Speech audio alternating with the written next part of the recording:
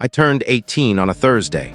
I woke up to find Bruce looming over my bed at 6 in the morning, ordering me to get up and head downstairs. No birthday wishes, no morning greeting, just that cold command, as if I were being summoned to the principal's office. My father had never been affectionate, but the look on his face made it clear this wasn't about college applications or my plans ahead. Melanie sat at the kitchen table with a heavy black trash bag beside her chair, the kind used for yard waste. My 16-year-old sister Rachel was present as well, staring at me with a victorious expression, as though she'd been anticipating this day for years, and truthfully she had. Bruce instructed me to take a seat and began delivering a rehearsed statement. He explained that they had calculated everything, consulted an attorney, and since midnight I had become a legal adult. That meant they no longer had any duty to provide me shelter or financial support. The 18 years were finished, he said, and now I had to manage my own path because their finances had to be redirected toward Rachel's prospects. He even used the exact term, "Our resources need reallocation," as though I were an expense line being eliminated from a spreadsheet. I sat there attempting to absorb it all. I had spent my whole life in that home, worked part-time at a hardware shop, was set to begin community college that fall, and had been putting money aside in an account since age 14. When I asked what manage my own path actually meant, Bruce simply pointed toward the trash bag. Melanie had gathered what she called my necessities. 18 years of existence condensed into one sack of miscellaneous clothing. Items that no longer fit properly. Worn-out shirts, formal shoes worn only to a single funeral. My laptop was missing. My gaming system was missing. Nothing I truly valued had made it into that bag. I feel the need to provide context because I realize how this comes across. People assume there must have been some major wrongdoing on my part. Substance abuse, aggression, theft, something serious. There was none of that. What existed was Rachel. From the moment of her birth, Rachel had been the favored one. I was 2 years old when Melanie became pregnant with what they called their miracle child, the one they had prayed for endlessly. No one ever clarified what position that left me in. An unintended pregnancy, perhaps. Rachel arrived prematurely and spent weeks in intensive care. And from then on, the entire household revolved around her well-being, her requirements, her contentment. I quickly learned that requesting attention was considered selfish since Rachel required far more. I discovered that my successes held little weight because her struggles were deemed more significant. The reality, though, was that Rachel fully recovered. By 5, she was perfectly healthy, yet the family pattern remained unchanged. She discovered how to exploit her former vulnerability and wielded it relentlessly. During typical sibling disagreements, I was invariably labeled the instigator because fragile Rachel couldn't handle conflict. Whenever I voiced any dissatisfaction, I was deemed ungrateful. At 12, she received the larger bedroom because she supposedly needed extra space for her condition. At 16, she got her own vehicle while I was informed 2 cars were unaffordable and I should rely on public transit. I'm not claiming extreme mistreatment. We weren't struggling financially. I always had meals, clothing, and a place to live. Still, I remained the secondary concern, the duty, the child they had before the one they truly desired. Deep down, I always sensed that the moment I ceased being their legal responsibility, I would cease being their responsibility entirely. I simply never imagined it arriving at 6 in the morning on my birthday, complete with a trash bag and a scripted lecture. Bruce announced I had 30 minutes to gather any additional items before the locks were replaced. I inquired about my savings. Nearly $4,000 I had earned from weekend shifts over 2 years. Melanie explained it was legally a custodial account under Bruce's control, and he had removed the money that very morning to cover Rachel's SAT preparation classes. She delivered this information as casually as if discussing the forecast. I went upstairs to salvage whatever possible. Rachel trailed me and blocked my doorway, warning me not to remove anything considered family property. She indicated my laptop and declared Bruce had purchased it, so it remained behind. I collected clothing, my phone charging cable, and a photograph of my grandmother, who passed when I was 15 and had been the sole person to ever make me feel genuinely valued. Rachel seized the picture, insisting it belonged to the family. I retrieved it and told her exactly where she could go. She shrieked for Bruce, who rushed in as though I had assaulted her. He confiscated the photo, agreeing with Rachel. It was family property, he declared. That moment revealed this went beyond finances or priorities. This was about wiping me from existence. They didn't merely wish me absent. They intended to eliminate every trace that I had ever been part of their lives. The locksmith appeared at 7:15, appointment pre-booked. At the front door, Bruce passed me the bag and stated I could reach out via Rachel if I required signatures for college paperwork. But otherwise, I should maintain distance to preserve a calm atmosphere for Rachel's junior year. I inquired about my vehicle, the 2019 Mazda I had used for 2 years. I had covered its insurance with my own earnings. Bruce informed me he had scheduled its sale that afternoon, with proceeds applied to recoup expenses they had invested in raising me. He literally phrased it as offsetting what we spent on your upbringing, as if child-rearing were a bill finally coming due. Melanie snatched my phone from my pocket, hurled it into the roadway, and declared any previous arrangements ended at midnight. Then she retreated indoors and shut the door. From what had been my bedroom window, Rachel waved, already occupying the space, likely planning new decor. Her wave resembled one given to a distant acquaintance. Indifferent, detached, as though I had already vanished from memory. I remained on the pavement for 10 minutes before retrieving my damaged phone. The screen was cracked yet functional. No cellular service. I walked 6 blocks to the public library for free Wi-Fi to determine my next move. That evening, I discovered they had terminated my health coverage effective midnight as well. In 12 hours, everything vanished. 18 years as their son concluded with a trash bag, a broken phone, and zero preparation. My first night was spent at a bus terminal. The following 2 weeks remained difficult to fully process. I located a shelter, retained my employment by citing a family crisis, established a personal bank account using my remaining cash, and began reconstructing a life starting from scratch. Then, 6 days back, my phone began receiving calls. I had purchased a basic prepaid device on day 3 for work accessibility. I shared the number solely with my supervisor and one colleague assisting with support options. Somehow Bruce obtained it. Melanie's number followed. Then unfamiliar numbers appeared, Rachel borrowing friends' devices. 35 calls in a single day. That was yesterday's total. I had avoided answering, but the voicemails grew increasingly desperate, and I began suspecting major trouble had erupted inside that household. The messages referenced my grandfather Theodore, Bruce's dad, along with terms like urgent, come home immediately, and Rachel weeping about unfairness. What they failed to realize, I had anticipated something like this. Not necessarily this precise chain of events, but a moment when they would require my assistance. And I would hold the choice whether they merited it. After 2 weeks in shelters and terminals, I vowed these individuals would never regain control over me. Yet now they bombard me 35 times daily. I will provide another update once I learn their true request. I had to release this because I need confirmation whether I'm irrational for believing that whatever difficulty they face, they have fully earned it. Update 1. Eventually, I picked up one call. Not out of desire to speak with them, but to gather facts. Information equals advantage, a lesson I mastered when I possessed none. It was Bruce on the line. He launched in immediately as though we were continuing an ongoing discussion, as though he hadn't expelled me 3 weeks earlier. He announced Theodore suffered a stroke 4 days prior, was hospitalized, and I needed to visit him.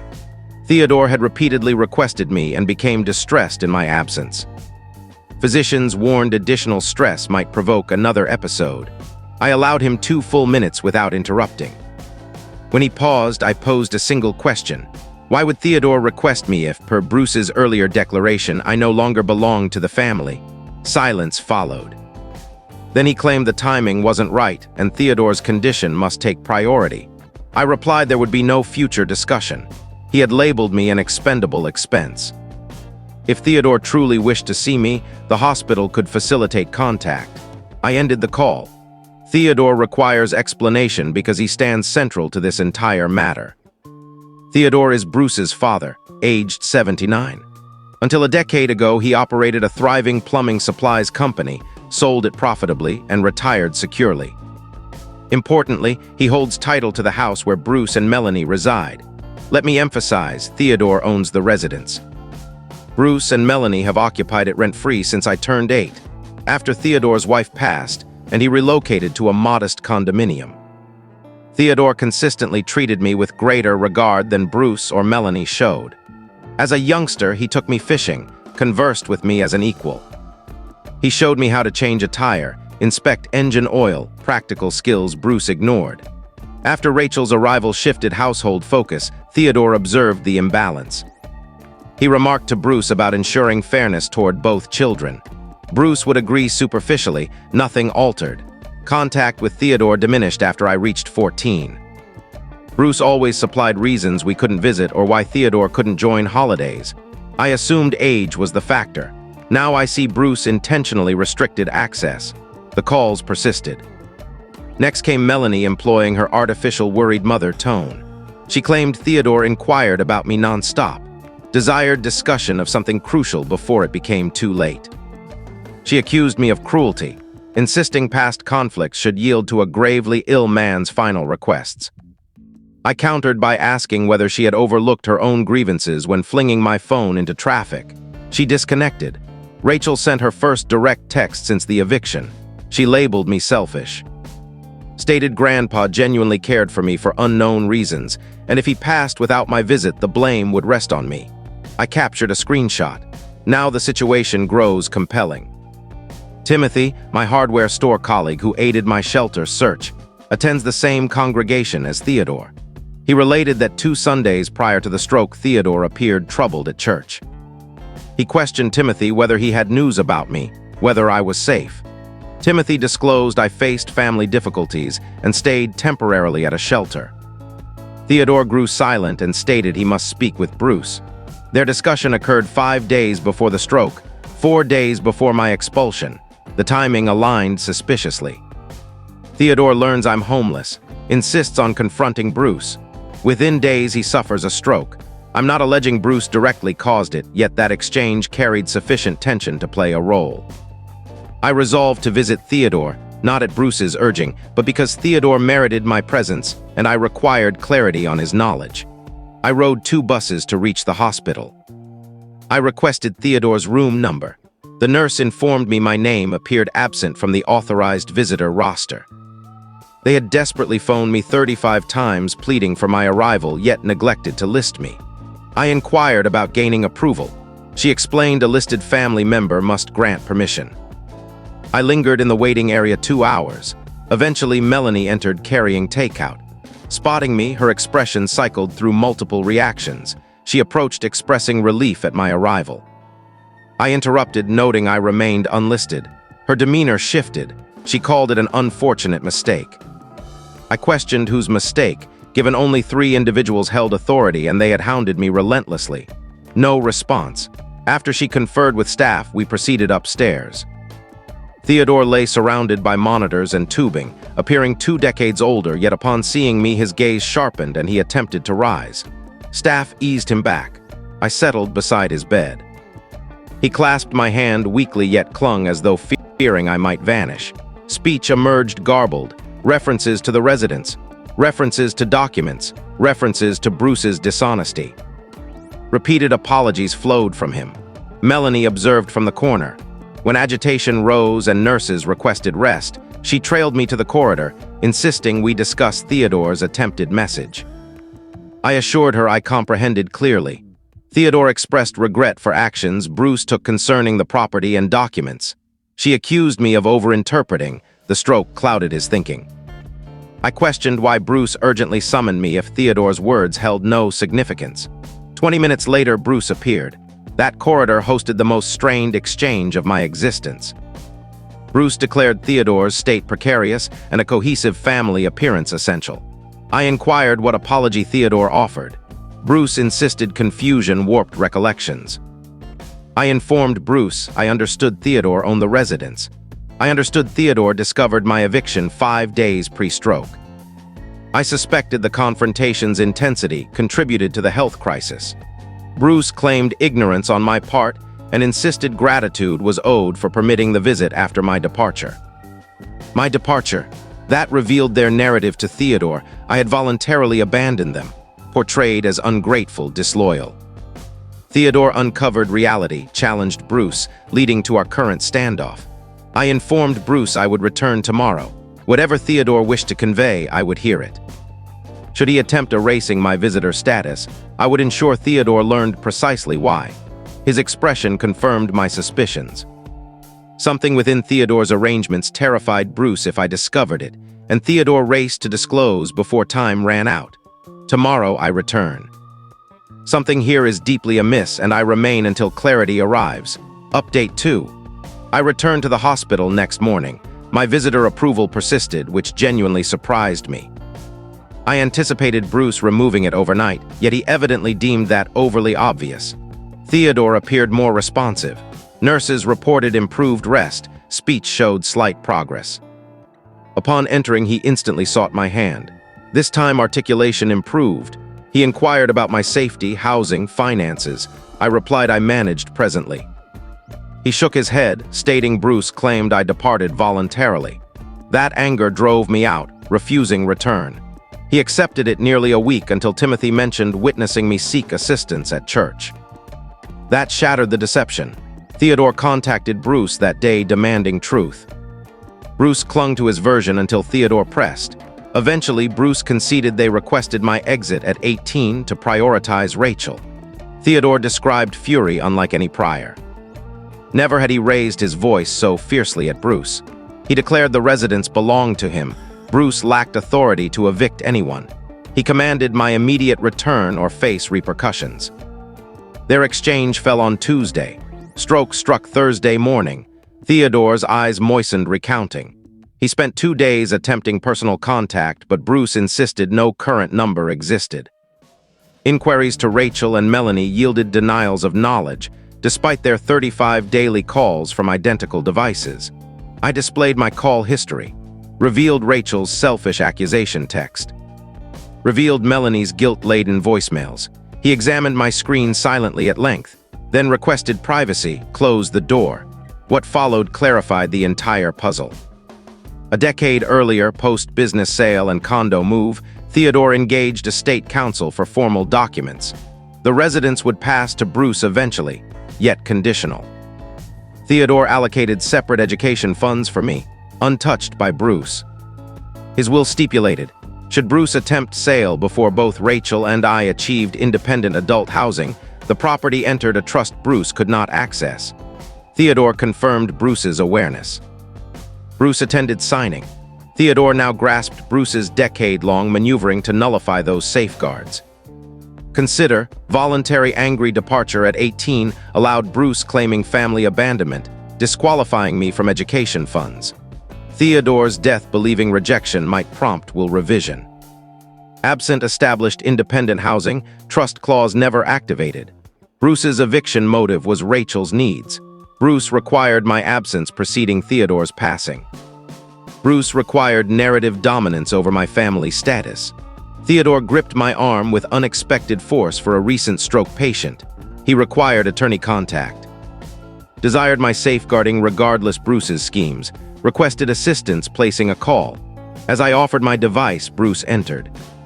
Following 10 minutes ranked among my life's most charged confrontations. Bruce observed Theodore clutching me, my phone ready, and instantly demanded explanation. Theodore ordered Bruce seated and justification for concealing my number. Bruce repeated confusion claim, stroke-induced memory errors. Theodore rejected intelligence insults. Body weakened, mind intact. Every pre-stroke word remained vivid. Direct question, did you evict my grandson from my residence on his 18th birthday, then deceive me? Bruce froze interminably. Then claimed incomplete context. Years of difficulty, Rachel tension, Melanie overload. Difficult parental choice, Theodore should refrain from interference. Theodore's reply struck quietly yet powerfully. Interference rightful, his residence, his deed, his decade-long financial support. Bruce exploited kindness, then manipulated a gravely ill man's final intentions. Bruce countered near ownership through residency and upkeep. Theodore questioned upkeep, property taxes, major repairs always his expense.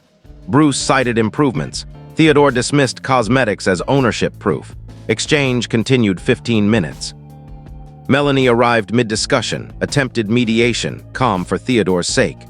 Theodore countered health concern belonged to him, current priority, grandson's homelessness from their plotting. Melanie wept, denied plotting, merely family best interest. Theodore asked since when I ceased family membership, no reply. During this, Rachel texted inquiring events. Melanie messaged trouble at hospital. I ignored. Nurse eventually intervened, rest required, all depart. Theodore gripped my hand, instructed tomorrow return, solo, with pen and paper for dictation while capacity remained. In parking lot, Bruce and Melanie attempted engagement. Bruce accused manipulating ill elder, shameful. I countered true manipulation, decade isolating Theodore for inheritance control. Bruce labeled paranoid, avaricious. I reminded sleeping bus station 3 weeks prior with nothing, greed resided elsewhere. Melanie shifted tactic. Possible reconciliation, hasty birthday action, return home, progress together. I queried offer validity if Theodore recovered, unaltered will. Silence. I stated tomorrow Theodore visit unavoidable. His estate decisions respected, lawyer facilitation assured if desired. Bruce threatened life difficulties if turning father against him. I reminded he already attempted that 3 weeks earlier. I endured. Tomorrow pen and paper accompany me. Theodore's messages receive full attention. His residence and will intentions receive full support. Bruce and Melanie soon discover consequences of discarding the individual their financial security source truly values. Final update. I arrived hospital 8 a.m. With pen and paper as requested, securing solo time pre-Bruce. Theodore awake, appearing stronger. Nurses noted progress, medically positive yet likely alarming Bruce. Recovering Theodore capable calls, signatures. Theodore requested door closure, dictated desired record. Speech deliberate yet intelligible. Requested detailed chronicle Bruce's actions. Eviction, falsehoods, pilfered savings, vehicle disposal, insurance termination. Specific dates, particulars. Attorney Lucia required precision upon afternoon arrival. I documented meticulously. Nearly 60 minutes, Theodore recalled additional items. Birthday greetings sent, never received. School supply funds provided, Bruce diverted elsewhere. Driving instruction funding offered, Bruce refused proxy. Theodore admitted foolishness. Trusted son, never envisioned child plotting grandchild's disinheritance. Stroke nearly fortunate, exposed deceit before death uninformed. Lucia arrived 1 p.m. Theodore's estate counsel original drafter decade prior. Carried document copies, will, trust stipulations, education trust details. Theodore insisted my presence during discussion. Lucia outlined education trust contained approximately $42,000. Theodore contributed since my birth. Trust accessible at 18 solely educational purposes. Bruce aware fund existence throughout. 3 years prior attempted withdrawal, alleged private tuition need. Lucia rejected public school attendance. Revelation struck. Bruce knew dedicated money existed, untouchable during Theodore's life. Strategy, sever ties, convince Theodore abandonment, redirect funds Rachel ward. Theodore death deeming me ungrateful, possible total redirection. Theodore instructed Lucia immediate revisions. Education fund immediate release to me. Current circumstances addressed. Will include documented Bruce conduct. Lucia estimated week for preparation. Theodore uncertain week remained. Desired signing today. Lucia coordinated emergency codicil feasible for immediate fund transfer. Bruce arrived 3 p.m. Lucia present. Expression upon viewing attorney documents across tray unforgettable. Demanded situation explanation. Theodore ordered seated, following exchange unsparing. Theodore enumerated every deception, scheme, misdirected dollar intended for me.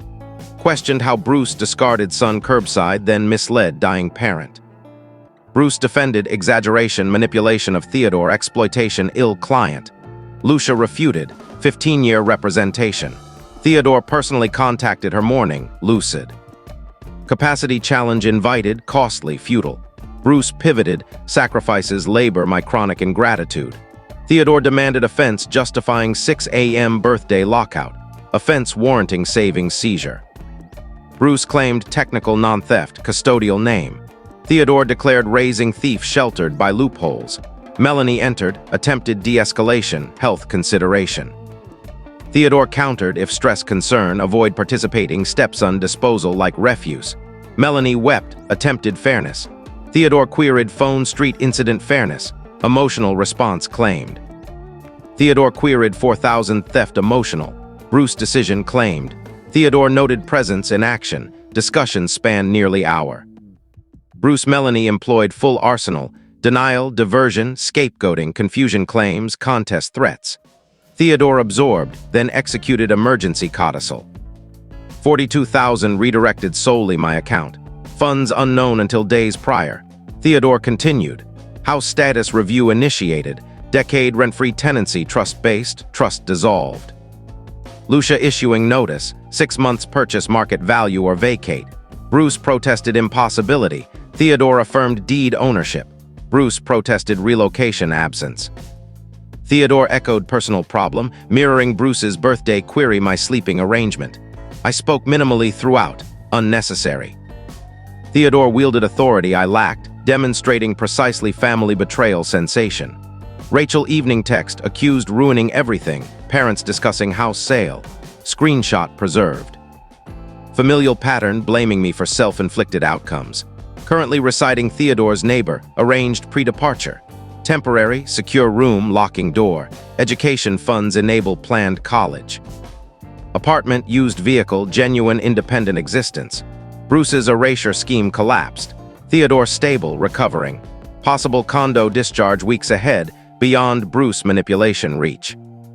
Bruce Melanie face 6-month window funding house long assumed permanent gift. Rachel enraged perfect world crumbling. They presented garbage bag lock change. Now they confront figuring it out.